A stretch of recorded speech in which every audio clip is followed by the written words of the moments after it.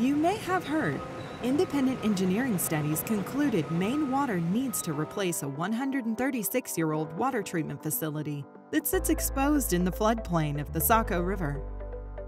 It's now late summer 2020, and construction of a new water treatment facility is steaming ahead at full speed. We're on schedule for completion in 2022. The new water treatment facility will have cutting-edge technology, be energy efficient, and safely out of the floodplain. Built to deliver the next century of reliable water service to Biddeford, Saco, Old Orchard Beach, and Pine Point.